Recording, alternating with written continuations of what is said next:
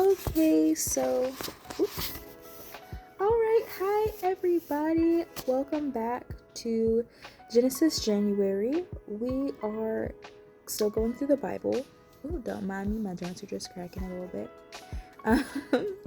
But to continue, I will not be reading the children's Bible, at least for this day, because essentially how it has it done for the children's Bible is that it combines chapters 4 through 6 and like maybe a page and a half, and I just want to be a little bit more in depth than that, so I'll just be reading off my Bible app.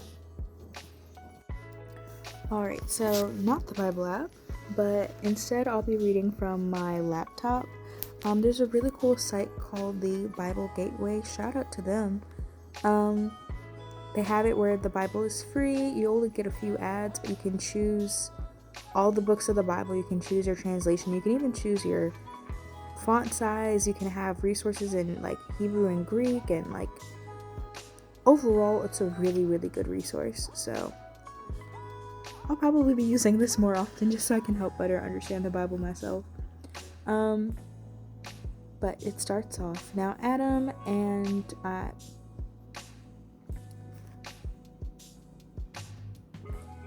don't know if this is appropriate to say, even though it's the actual Bible. I'll paraphrase.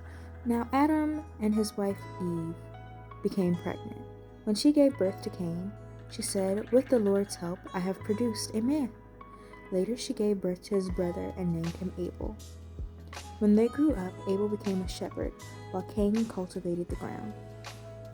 While it was time for the harvest, Cain presented some of his crops as a gift to the Lord. Abel also brought a gift, the best portions of the firstborn lambs from his flock.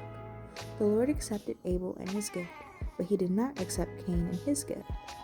This made Cain very angry, and he looked dejected. I'm also reading New Living Translation, by the way. "Why are you so angry?" the Lord asked Cain. "Why do you look so dejected? You will be accepted if you do what is right, but if you refuse to do what is right, then watch out. Sin is crouching at the door, eager to control you, but you must subdue it and be its master." Okay, so that's a really interesting point too. God is letting him know, hey, I'm literally talking to you. Sin is right there. And I understand that like your parents might have screwed up, but I'm still here. I'm still right here with you. Sin is right next to you, but you have control over you.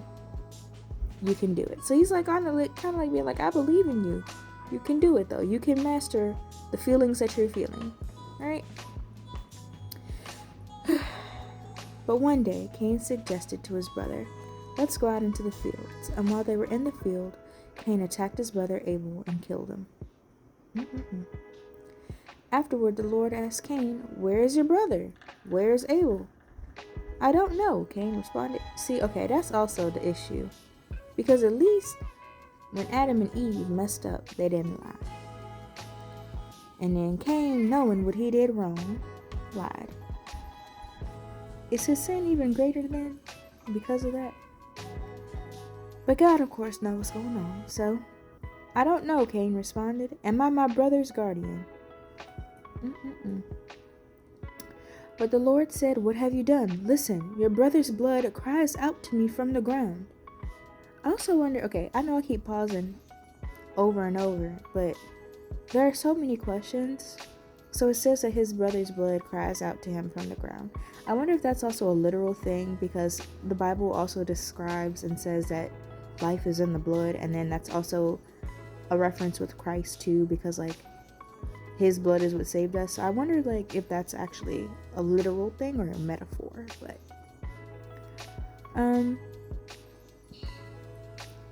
listen, your brother's blood cries out to me from the ground. Now you are cursed and banished from the ground, which has swallowed your brother's blood. No longer will the ground yield good crops for you, no matter how hard you work. From now on, you will be a homeless wanderer on the earth. Cain replied to the Lord, "My punishment is too great for me to bear. You have banished me from this land, and from your presence. You have made me a homeless wanderer. Anyone who finds me will kill me." The Lord replied, "No, for I will give a sevenfold punishment to anyone who kills you." Then the Lord put a mark on Cain to warn anyone who might try to kill him. So Cain left the Lord's presence and settled down in the land of Nod, east of Eden. So that's also an interesting thing. Yes, he was cursed because he screwed up, and he lied about it. But even then, God still said, "You're mine, and I'm going to protect you." Which, no parent, and I am not a parent, but no parent should let their kid go unpunished for things that are really wrong. Like, most parents do some form of discipline. And even in his discipline, which he did screw up, so he did get a punishment, it's not like God just put him out. Like, he was still going to protect him. So, the descendants of Cain had relations with his wife, and she became pregnant and gave birth to Enoch. Then Cain founded a city, which he named Enoch after his son. Oh, that's sweet. Enoch had a son named Irad, and Irad became the father of Mehujael. Again, I do not speak Aramaic, Greek, Latin, or Egyptian. I do not know how to pronounce these names, so bear with me. Mehujael became the father of Methuselah. Methuselah became the father of Lamech. Lamech married two women. The first was Ada, and the second was Zillah. Ada gave birth to Jabal, who was the first of those to raise livestock and live in tents. His brother's name was Jubal.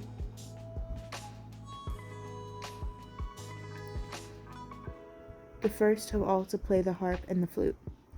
Are they both? Oh, Jabal and Jubal. That's not confusing at all. Okay, so Jubal is the one who's the musician, and Jabal is the one who likes to raise animals.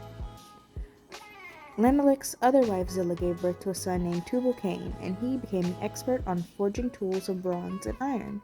Tubal-Cain had a sister named Naamah.